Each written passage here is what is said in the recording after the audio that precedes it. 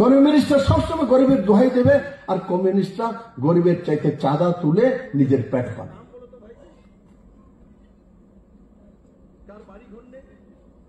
আজকে এখানে ফ্লাড হয়েছে, সামান্য ফ্লাড হয়েছে আগরতলাতে, একটা কমিউনিস্টের নেতাকে বিস্কিট দিতে দেখিনি। যদি কমিউনিস্টের সত্তা থাকতো বরং একটা লাল সাললে বেরিয়ে যেত, উল্টা চাঁদা তুলত, মেলার মাঠে আরো একটা বাড়া। আজকের এই বিপদের সময় রাজনীতির কথা বলতে চাইছি না, কিন্তু যারা শুধু কথায় মারিতং জগৎ, তাদেরকে বোধহয় শিক্ষা নেওয়া উচিত আজকের এই ঘটনা থেকে। কি চলছে এইসব? মানুষের প্রতি কোনো মমতা নেই। শিবিরগুলোতে লোক উঠেছে, গিয়ে দেখুন অবস্থা শিবিরগুলোতে। প্রশাসনিক কর্তা ব্যক্তিরা কোনো সাহায্যের হাত বাড়াচ্ছে না।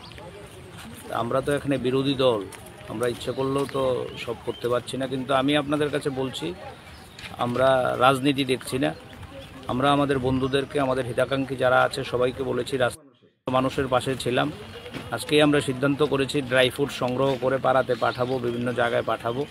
আমরা মানুষের পাশে থাকবো। এই সময় আমরা রাজনীতি করতে চাই না, কিন্তু সরকারের কাছে আবেদন করছি, যারা শুধু স্লোগান মুখর, যারা শুধু পোস্টারে তাদের জয়গান কীর্তন করে, তাদের বোধহয় আজকের ঘটনা থেকে শিক্ষা নেওয়া উচিত। গোটা প্রশাসন বেআব্র হয়ে পড়েছে, পৌর প্রশাসনের দেখা নেই, কোনো প্রশাসনের দেখা নেই। মানুষ অসহায় দিন যাপন করছে, নিজে উদ্ধার করার জন্য ভূমিকা গ্রহণ করছে।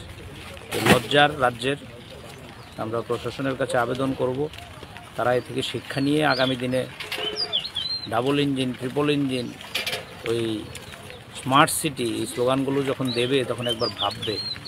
চোখের সামনে আপনারা ছবি তুলে নিয়ে যান, এর বেশি কী বলবো আর।